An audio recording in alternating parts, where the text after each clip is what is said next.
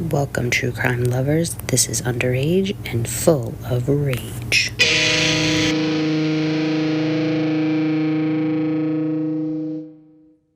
Welcome, everybody, to another episode of Underage and Full of Rage, the podcast where the convicted are minors and their crimes are anything but. I am your host, Becky, and with me, as always, is my co-host, Atom. Hello. So today we are heading to a very small town in Illinois, Noble to be exact. Noble, Illinois is as small town gets.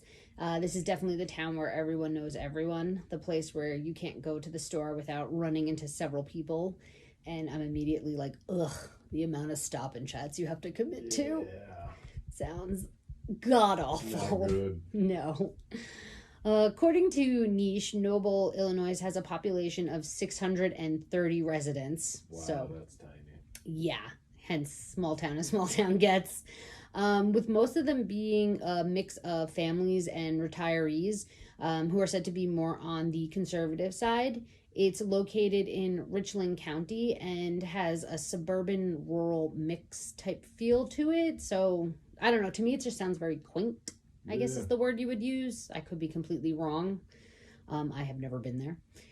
Overall, its rating is a B-, so I guess take from that what you will. That's according to Niche standards. They do like crime and safety and so it's schools. Yeah, like not great, but could be better probably. There's only one town review, and it's from back in 2022.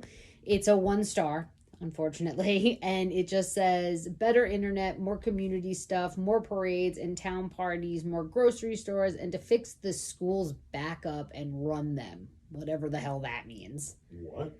Yeah, and there's no punctuation. It's just like one long sentence.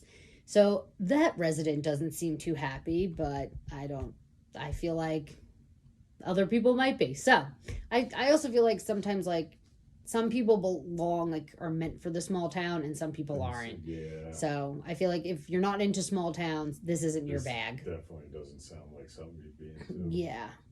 So I just got that there doesn't sound like there's too much to offer, I guess. Usually tiny towns like that are. You know, but that's also the thing though. If you have that like simple way of life, you don't need a lot. Yeah. So, like, you don't need the bumping downtown.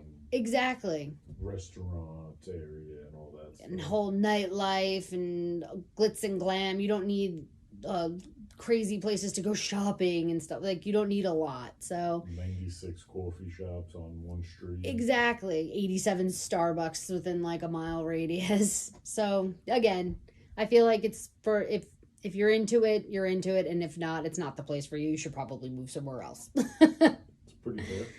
So our story today takes place in 1998 when police receive a call about the Smith children not being in school for the past few days. The police head over to the residence to see what is going on, and they noticed immediately, like on the back porch, the kids' backpacks are all there. So it's a little weird because the house appears to be very quiet and clearly they should be in school. So obviously something is wrong here. The cops start looking around, through the windows and stuff. And from what they can tell, something definitely is off. But before they can enter the home, they of course have to wait for their supervisor to arrive. So in the meantime, the cops jump into action by making sure, to tape off the area and ensure what they believe is a crime scene. They want it secured. So they're obviously not too sure, but they have pretty good reason to believe that. So the supervisor finally makes it to the scene and they can now enter the home. What the police find is absolutely horrific. They find the bodies of 4 children ranging in ages from 6 to 17 and 1 adult, a 35-year-old woman. So 5 people in total. Like, think small town, like this is like a massacre. Yeah. This doesn't like happen. 1% of the fucking population. It's the cliche, this doesn't happen here type shit, Yeah. So all of the victims have been bludgeoned to death, and some of them have actually been also sexually assaulted. So I feel like for cops who probably don't really have to deal with this, this is a what the fuck. Yeah. This is like city crime. You know what I'm saying? Like, what the I thought fuck? I was gonna be in for an easy job. Yeah. Not easy, but like Yeah. not dealing with this shit. Yeah, exactly. So police are completely besides themselves. I mean, who could do this? How could they do this? What the fuck? As investigators start asking around, a handful of neighbors tell them that the only thing they had noticed over the week was a local kid named Christopher Churchill coming and going, but that's it. So Chris Churchill is a 16-year-old boy who is well known in Noble, as most residents are. Unfortunately, though, for Chris, his notoriety is nothing to be desired. Since he was a very young boy, Chris struggled a lot with learning and basically just keeping up at school, and this made him a constant target for bullies. I do truly feel bad for him when he is young. It's just very sad because his bullying goes beyond just being called names. He was physically attacked on a regular basis and just constantly called a loser, amongst other things. Like, and I mean, like, beat up a lot, like every day. He was just like beat up by older kids, by kids his age. Horrible. Like, yeah, like he just was relentlessly tortured, basically, for being slower than them, essentially, because he just couldn't keep up with school. And I truly just felt bad for the younger him. The worst part about this too is that when Chris went home, he didn't really have anyone to turn to, you know, to comfort him, to stick up for him. There was no one to tell him those kids are dicks and one day it'll be okay. Chris's dad wasn't in the picture, and for a while it was just him and his mom, but she wasn't as motherly as one would hope, or in the way Chris so desperately needed. So, like, after being tortured at school all day, Chris wouldn't come home to a warm embrace. He instead would come home to a mom who was less than enthused to deal with whatever shape he was in for the day. That sucks. You're a kid. You just need like a hug. Yeah, exactly. You can't even get that. Yeah, it's just awful. So, like, I mean, they weren't close, and he was often left to supervise himself too. And I do have empathy, obviously, for single moms, because she's a single mom, so obviously she's probably working a lot, but like there are a lot of single moms and they still love their kid. Yeah. They still show their kid affection. You know what I mean? Like, I just feel like for him, especially as a young kid, it just sounds like a very lonely existence, and it's just sad. Just sounds extremely lonely. Yeah, it's just like, it kind of just breaks your heart because you don't wish that for any kid, you know. Yeah. So it's just sad. So, you know, imagine now you go 16 years of your life with it just being you and your mom, and then one day out of nowhere you discover you have an older half brother that your mom gave up a year before she had you. Well, that's a mind fuck. Right? Yeah. So in 1997, 17-year-old Jonathan Lloyd tracks down his biological mom. Jonathan had been living in Texas with his foster family when he decides to, you know, just start looking for her. He finds her and it leads him to Noble. Jonathan decides to go to Noble to meet her, and while visiting, he decides that he's just going to stay. He's moving in. So Jonathan is also the complete opposite of Chris. He is, you know, smart, he's athletic, he's outgoing and popular, like everything Chris isn't. So it's like, not only did you go like your whole life not knowing this other person existed, but then when he pops up, he's got to one up you exactly. Every now it's just another like popular kid essentially to just torment you. Like, you don't even have a companion in a brother. So again, Chris, who already had very little in this world, now has absolutely nothing, because after a very long day of bullying at school, he would come home and the bullying would just continue thanks to Jonathan. Jonathan was, yeah, he was relentless as well. Like, he just kept in. Chris often would get home and seclude himself in his room because what else could you do? But now that Jonathan's there, that was all over because he made sure to continuously remind Chris that he was a worthless loser, and that was done well after the school day had ended. So just nonstop for this kid. It's like, I don't know. I just feel like whatever little sanctuary you do have is completely gone. And I mean, It just sounds like Jonathan was like a huge prick to him. Yeah. Like, I don't know what else to say. Sounds miserable. Like, that's just fucked. It's just fucked. It's just really just fucked. Which you would think you would be excited to meet like a brother and stuff, and then you just like, I don't know. Turn into a bully. Yeah, and then you're just like a dick. Which I'm like, it reminds me of Weird Science. Chet, the older brother. Yeah. Like the Chet. I Garrett don't and remember if I think it's Chet. Yeah, because it's Garrett and what the fuck's the other kid's name? Wiley? No, I can't remember either now. Wyatt, Chet, and I think the brother's name's Chet. What's his face? Bill Paxton. I want to say plays the older brother, but that's what it reminds me of. Just like comes in and just is a complete douche, just ruins your life. So. Things couldn't get much worse for Chris, you think, but this would be completely wrong. Doesn't end here. Shortly after Jonathan moved in with Chris's mom and him, she then invites her friend Deborah Smith and Deborah's 3 children to move into the house as well. So Deborah and Chris's mom had become friends, and after Deborah left her husband, she had nowhere to go. So Chris's mom said they could stay with her and her 2 sons. So now the home life is just getting more crowded, and with 3 more younger children running around, it's now a bit more chaotic. This sounds like a fucking nightmare for this kid, and I don't know, just for anybody in general. So it appears that making fun of Chris, especially how stupid he was, wasn't off limits to anyone. Even the adults in his life seem to poke fun at his learning disabilities. So now Chris is dealing with, being made fun of at school, and then he gets home to a household filled with people who do the same. Like, this kid just can't. Awful. Yeah, he just can't catch a break. Like, it's awful. Like, yeah, it's so funny too, because when you're younger, you don't think of things, and then as you get older, and then you look back at things, you're like, God, Jesus. Terrible. Kids are so terrible. Yeah. You're just so mean. Like, dicks. Yeah. And you just like these poor children. So luckily for Chris, it would soon just be his mom and him again, which isn't amazing, but a much better situation than having Deborah, her kids, and his half-brother in the house. So at this time, all 4 of them move out, and they all end up moving into their own place together because Deborah is now dating Jonathan. Yes. And again, I am going to put this out there. I don't want to speak ill of the dead unless obviously they're like major fucking pieces of shit when they're here on this earth, because then they don't deserve to be spoken nicely about in death. But I don't think these people are huge pieces of shit. But I can't gloss over the fact that Deborah was 35 and Jonathan was 17. But it's one of those things, like, if he was 18, would you think about it? He's at least legal, but still, yes. Because he's he's legal, yeah. but like he's still a child. He's still a teenager.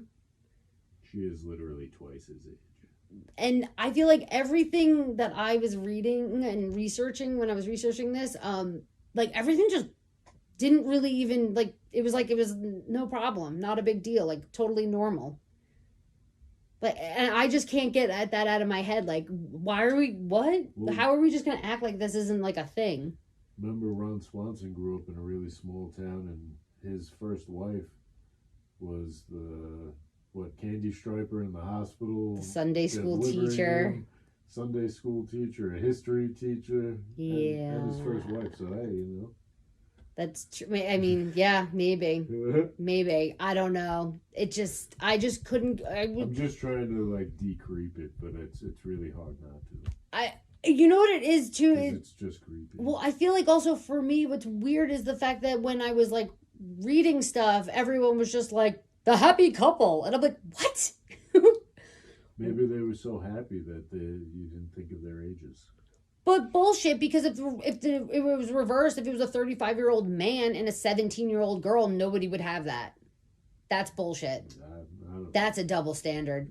I'm not talking about a double standard. I'm just saying, what if they were so happy that nobody cared about it? No. Because it is a double standard, because just because a 35-year-old and a 17-year-old are just happy and it's a girl who's the 17-year-old, people are going to have an issue with it. Okay. Yeah. So After all of that, too, then also Jonathan proposes to Deborah, so now they're also engaged. So not only are they dating, but shortly after this, now, she happily accepts, and the newly engaged couple and Deborah's 3 kids are at their new home and have settled in quite nicely. Which brings us to February 8th, 1998, and Chris, who turned 16 in December, is hanging out with them. They decide to play a game while the 2 youngest kids hang out and entertain themselves. So Deborah and Jonathan are playing, Chris and Deborah's oldest kid, 12-year-old Jennifer, in a card game. So it's like them 2 versus the other 2. Does that make sense? Yes. So Chris is struggling to keep up with the premise, and, as he struggles, Deborah, Jonathan, and Jennifer are all there to remind him of just how much he is struggling. As the game goes on, the 3, poke fun at him and continue to taunt him. The game wraps up, and then around 11 p.m. or so, Deborah, Jonathan, Jennifer, and Deborah's 2 youngest kids, 10-year-old Corey and 6-year-old Kenny, all head to bed, leaving Chris to hang out by himself, which he does. So Chris continues to drink and smoke pot alone in their living room, watching his favorite genre of movie, horror. I have to make a sidebar here. So this was the late 90s, so the whole violent music, movies, and video games playing a role. Everything was blamed on that. Yeah, it's like the, Satanic Panic was the 80s, and then it was like the music, movies, and video violence in media. That was more the 90s shtick. So they kind of go a little hard on it whenever, in everything you find on this case. There's a lot of stuff about it, the emphasis on it, that he was into horror movies and, heavy metal music. And I'm just, obviously, I think it's all bullshit, in my opinion, and I don't want to give it any more attention. But I am mentioning it because it was a big angle used in the case. I'm just not going to, carry it out or carry on with it, if that makes sense. Because it's ridiculous. Exactly.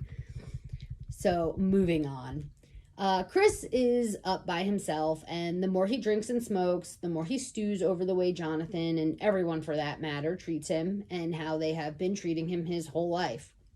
The constant pokes at his intelligence, or lack thereof, and the constant reminders of him being a loser and a nobody is more than the 16-year-old can take. He has been hearing this shit his entire life, and in this moment, he's done. He is, emotionally exhausted and less than sober, so this is the moment I stop feeling bad for this Chris. I'm just gonna put that one out there. This Chris going forward is a douche. So, he's a terrible human being. So, Chris decides to finally, stand up for himself, because enough's enough. It is now around 1 a.m., so we're now in the early-ass hours of February 9th, 1998, and he has officially reached his breaking point. While everyone is fast asleep, Chris retrieves a hammer he found around the house and enters the room of Corey and Kenny, so the 10-year-old and the 6-year-old. Without any warning, he takes the hammer and proceeds to hit both of them in their heads. They didn't make a sound. They didn't even move. So if there is one thing we can take from this, is at least the 2 youngest, and probably the only ones who are completely innocent in this entire attack. I was going to say, what did they do? Thank God they didn't suffer, And unfortunately for everyone else in the house, though, since the 2 boys were killed in their sleep and didn't make any noise, the attack went unnoticed. No one else was alerted because there was no noises to what was happening as they were all sleeping. So it kind of, at the same time, it's just fucked. I don't know. Yeah. I don't want them to suffer, but at the same time, nobody else then had an opportunity to even fight back. Because there was no help. Anything. Yeah, that's crazy. So, after Chris murdered Corey and Kenny, he then moved into 12-year-old Jennifer's room and hit her in the head with the hammer. Believing she was dead, he moved on to the master bedroom where Deborah and Jonathan are sleeping. He goes in and does to them what he did to the 3 kids, striking both of them in their heads with the hammer. Since there was no struggle with any of the victims, it appears that most likely none of them had fully woken up, leading investigators to believe that all of them had died in their sleep. That's insane. Now, bludgeoning 5 people is an exhausting task. So after he is done killing Deborah and Jonathan, Chris falls asleep on the couch, like just passes out. In less than an hour, he has just murdered 5 people, or so he thought, because while sleeping on the couch, Chris is awakened by the sounds of someone moaning. And it turns out 12-year-old Jennifer is still alive and barely hanging on. When Chris hears her, he goes back into her room, and as she is laying in her bed, covered in blood and dying, he decides to rape her. Eventually, she too will succumb to her injuries. Chris doesn't stop there either. Throughout the night, Chris went on to molest the bodies of both Kenny, the 6-year-old, and Deborah after they had died, making sure to take breaks during the attacks so he could eat and refuel. That is so sick. Yeah. Now you know why I don't feel bad for him. So while sitting on the couch during one of his breaks, he starts thinking about what to do with the weapon. He clearly didn't put too much thought into this because his solution for getting rid of the hammer was to drop it behind the couch. I'm pretty sure he didn't even clean it off. Like, he just tossed it behind the couch. And when he finally is done killing and doing his depraved shit to the corpses, he changes his clothes and showers. So over the next week, Deborah and Jonathan's new neighbors witnessed Chris coming and going from the residence, but didn't suspect anything was wrong. Why would you?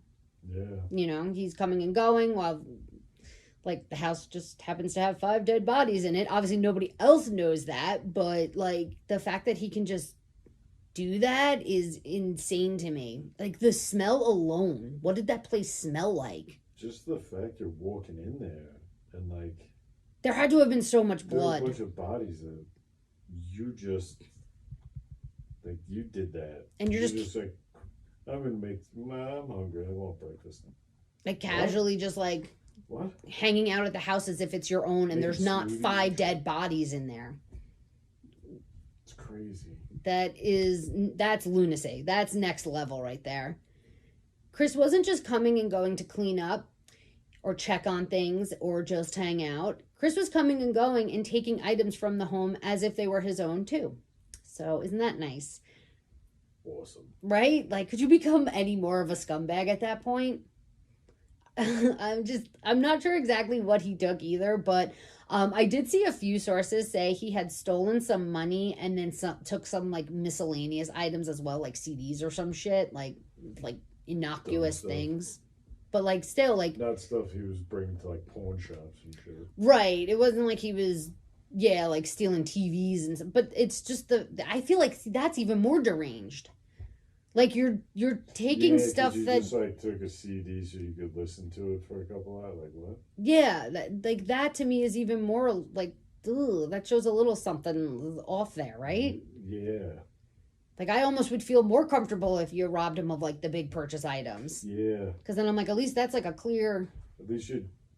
motive, I feel like. That's, like, more of a clear motive. But you don't just murder 5 people to then listen to their Kiss album. Totally stealing their CD book. Right? Like, what? You don't... no, that doesn't... What? That's more disturbing to me. So as the week went on, Chris decided it was probably best to lay low. And even though Quops. What year was this again? 98. I mean, CDs were expensive back in the day. Yes, they were. They were very expensive, actually. I remember vividly. That's why we used to have to go to the CD store, and Liz would make us wait there so she could listen to certain CDs her mom wouldn't buy her. Because you could listen at the wall. Yeah. And she would... Things were expensive. Yeah. But still... I'm just saying. Yeah, like, you know, but still, no. Yeah. I'm just like, no. I'm just saying. I'm like, I'm not giving that one. You're better off stealing the TV is what I'm saying. No, yeah, I'm not denying it. Just throwing it out there. It's not like those were cheap either. So, where was I now? Oh, yeah. So even though the cops quickly suspected Chris, he was completely unaware just how close he was to being caught.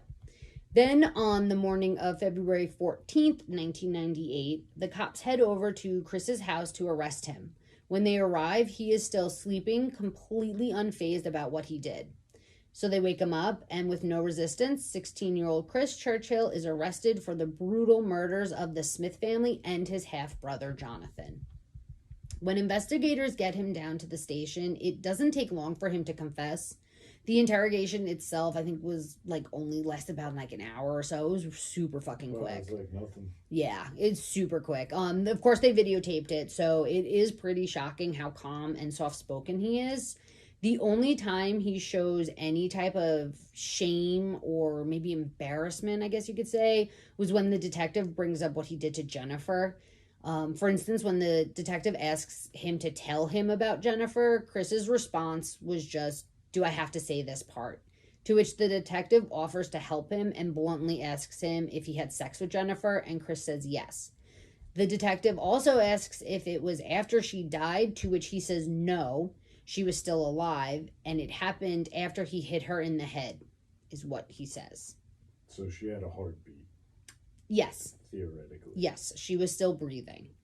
At one point, the detective attempts to make Chris out to be a devil worshiper, which, I'm sorry, you can't help but roll your eyes to this part. Like, it's just comical.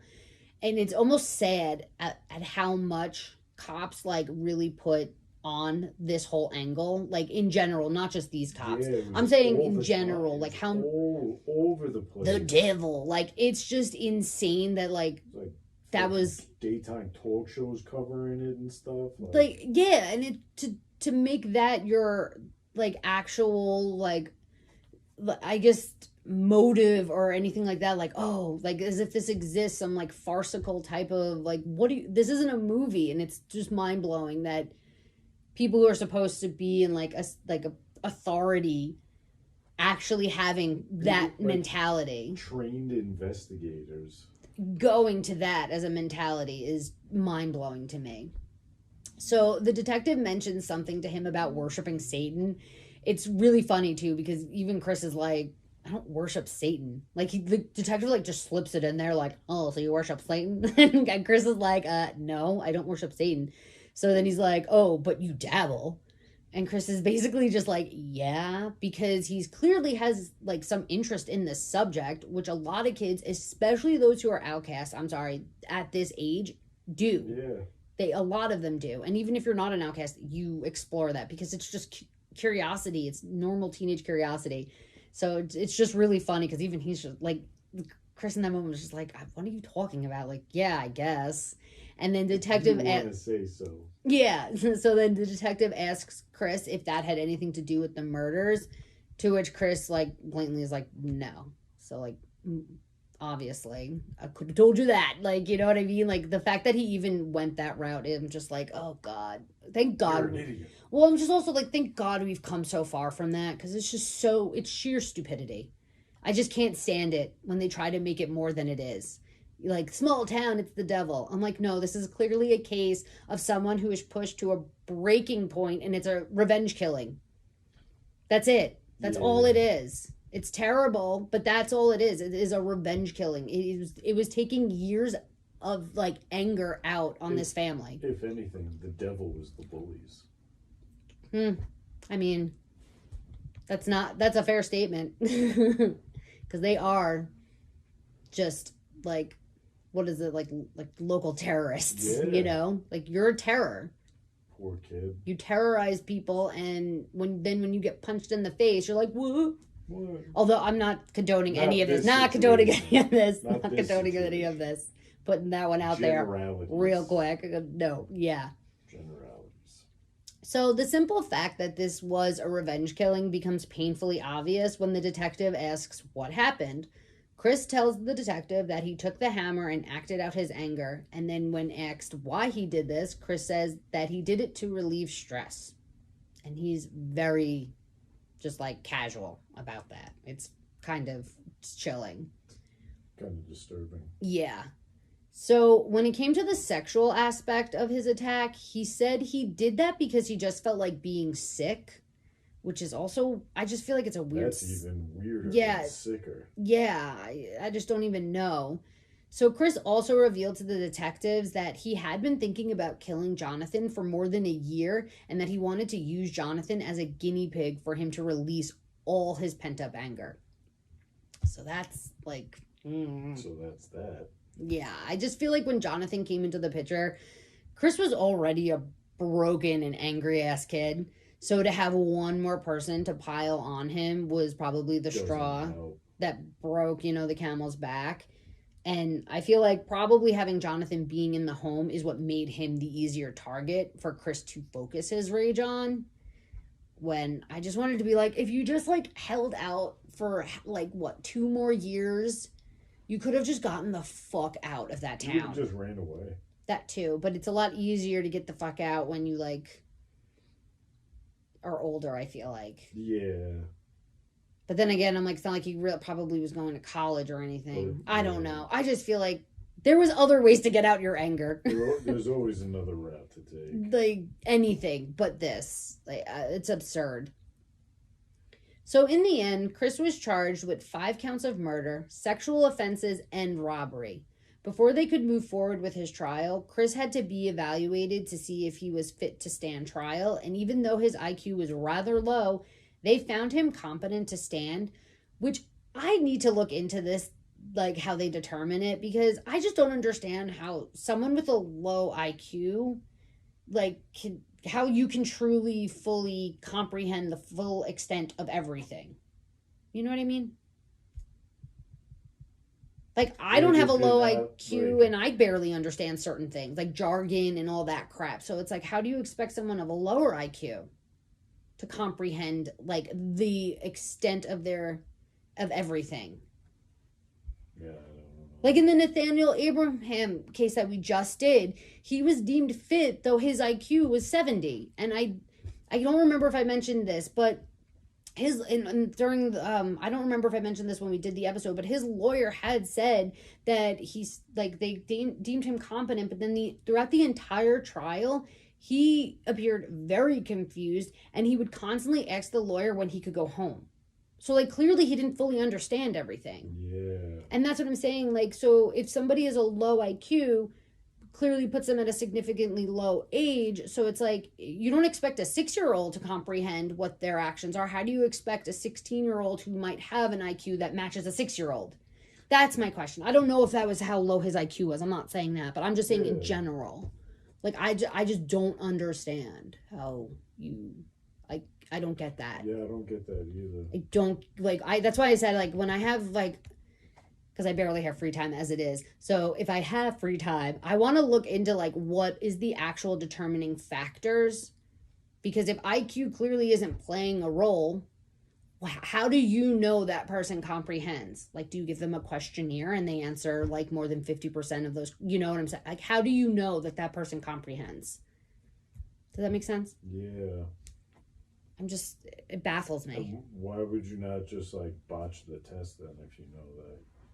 Right, that's what I'm saying. So there's obviously got to be something a little bit more legitimate, but what is it? What tell is it that oh no, this person, they're fit to stand trial? How do you know that? What determines that? I would like to know. It's a good question. I really would like to know. So I got to look into it. Sorry for my side thingy. But it comes up a lot, and it was just bothering me the day I was writing the script up, to be honest. So, anywho, he pleaded not guilty, and his lawyer argued that someone else had committed this, and Chris was only taking the fall for a friend. Yeah, this is pretty comical. Sounds like a teenager being it's not my cigarettes. What are you talking about? It's friends. I'm holding them for a friend. So the lawyer stated that Chris was simply protecting his friend who was the real culprit. However, the so-called friend would never materialize and therefore was a pretty weak defense to take.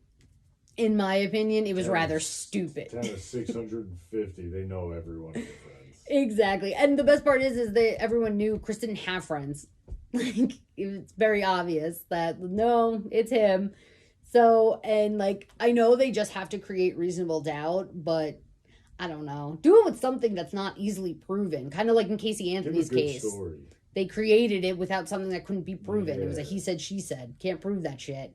You could prove not being able to, like, finding a friend of his. Oh, wait, that kid didn't have any friends, so what friend is it? According to everybody in town, we interviewed them. We had the time. Yeah, with the exception of the 12 that are sitting on the jury. Yeah. So, like... Who apparently gave us a nod, like, yeah, okay. So, again, obviously no one bought this, especially when they couldn't make this so-called friend appear. And, you know, the main tell that this was, in fact, Chris's doing was that he had been coming and going for several days following the murders. So, well after the victims had been killed, he was hanging around the house, doing whatever, and stealing items from the home. So, obviously... This was something no one could argue against. There was clear-cut proof of this. So this one fact made it very clear to everyone that he had something to do with this and that he most likely was the main perpetrator in the crime. The trial only took a week, and by the end, to no surprise, the jury found him guilty, and Chris was sentenced to 2 consecutive life sentences, 3 concurrent life sentences, and an additional 50 years for the rape and molestation of the bodies before and after the killings. He did have the option back in, I believe, 2016, I want to say, to have his case be reviewed, but either he didn't go through with the review or he did and was just sentenced to, like, the exact same thing, because I can't find anything about him being retried and or like that anything has changed in his sentence. Yeah. So currently Chris is in custody at, I'm going to botch this, Pinckneyville? Pinckneyville.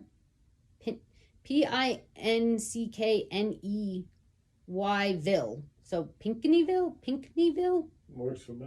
Correctional Center. And on his inmate record, there is no release date listed. It legit just says no in red next to his release date. Amazing.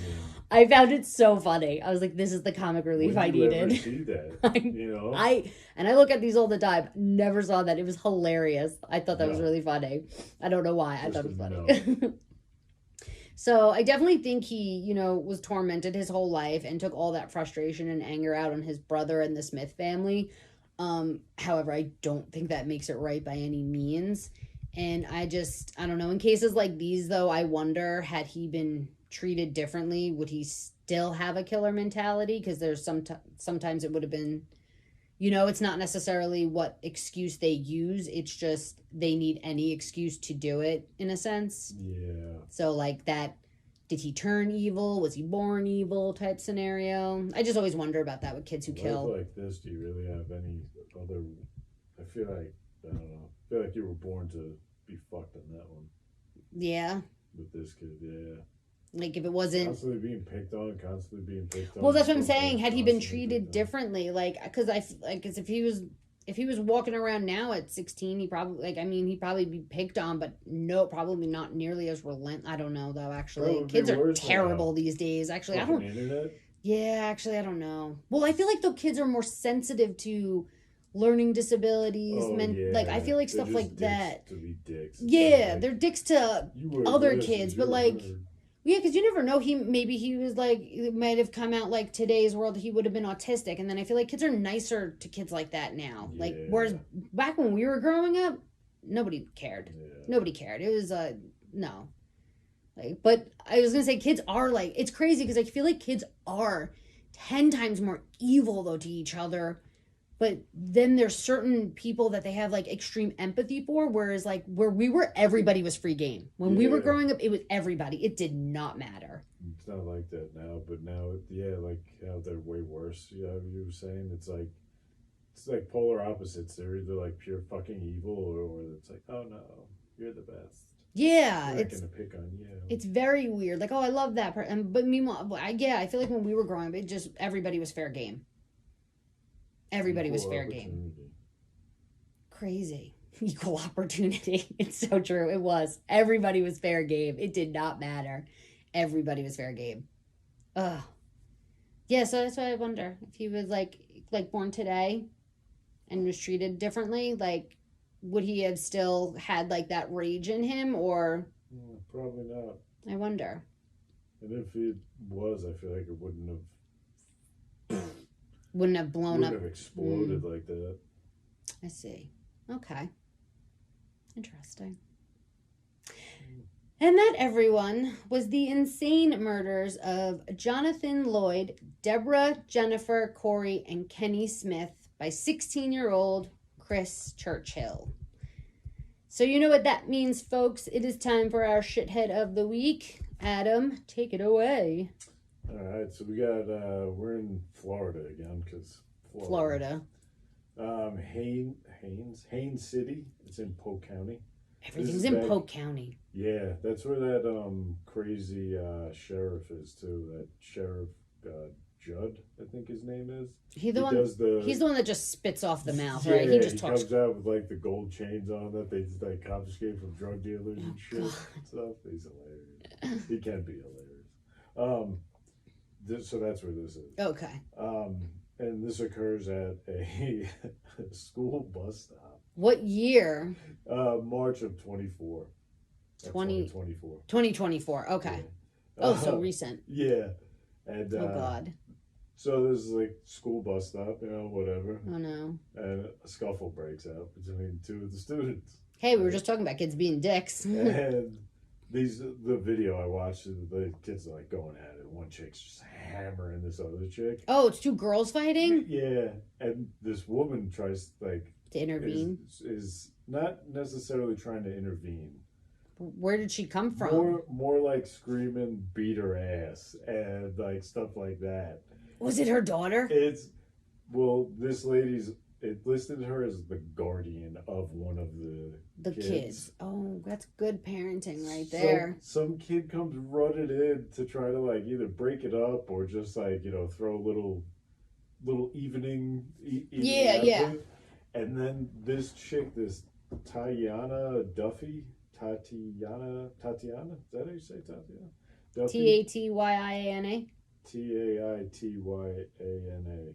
I think that's Tatiana. All of a sudden you see she's like on her phone. I can't tell if she's recording it or if she's talking on the phone. But all of a sudden she just starts like swinging at this chick who's trying to like get involved, and she said, beat her ass. Wait, so this is like a grown-ass woman like fighting 28. With like what, 16, 15? How old are these girls? They looked young. They looked like below 16. So I'd say between 14 and 16 probably. Oh my God. And she's how old is she? 28. She's 28 fighting with a bunch of 14-year-olds. You should watch the video. It's funny. Oh my God. It's kind of gross, but it's funny because there's some other, like, you just look like trash woman that's also there, but like she's not as involved, and it didn't mention her like getting arrested or anything. So. Smart, stay out of it. But what the fuck? Trash. Why are you beating up a fucking like 14-year-old? What the hell is wrong with you? So she got arrested for battery. She also got arrested for contributing to the delinquency of a minor, which I think is hilarious. And one of those, the juveniles got a charge of battery too. Probably the one who started it. I'm guessing the one that was on top, just like going to town. It's probably the one who started it, I would assume. Oh my! Like you can't tell who starts it in the video, unfortunately. You just it's good stuff. What the hell? Yeah. So, but I guess she knew clearly one of the girls that was. Yeah. So she's essentially the parent, like a guardian. You're essentially the parent of the one child, and you're cheering her on in the fight, and then when somebody else comes to help the other girl, which means your daughter or whatever was winning, and she like pushes her fucking, she does one of those like on the back of the hand punches. Oh, not yeah, like an actual punch, but like a side type, like a ham, like a somebody, yeah, like a clunk, yeah, a clunk on the head or something like that. With a phone in the other hand and shit. I bet you she never broke recording. I bet you she was recording that if she whole was, she might have been on the phone. I don't know. Who would you be calling? The people are on their phone all the time now. Well, that's true too. And anytime anything breaks out, doesn't matter what it is, people just call people. Up the phone and they're just on it. Don't call the cops. Call your mom. Like that's what people do these days. They call their cousin. They call their friend.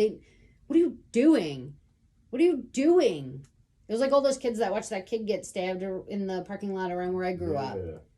70 kids there. Not a single one called the kid. No, they just recorded the kid bleeding out. Not a single person called. The one that called for help was the person in the convenience store. The owner ran out, saw what happened, and ran, and then called. If it wasn't for him, who knows when the cops would have been called. So ridiculous. Fucking God. Trash. We need help. Society needs help. Just don't be trash. It's not that hard. But I feel like people these days that's what they emulate. Like everybody, I don't know if it's social media or what, but like there's something with the world now that like trash behavior is encouraged, and I don't understand it. It really is. It's gross. It's terrible. It's gross. I don't. Oh, that's again. We need help.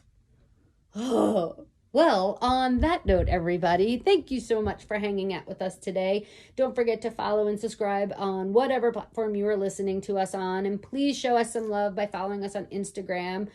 Just search Underage and Full of Rage. It should pop up for you. And please tell your friends to check us out. I hope you guys have an awesome week, and we will catch you next time. Don't be trash. Yes, please stop. See ya.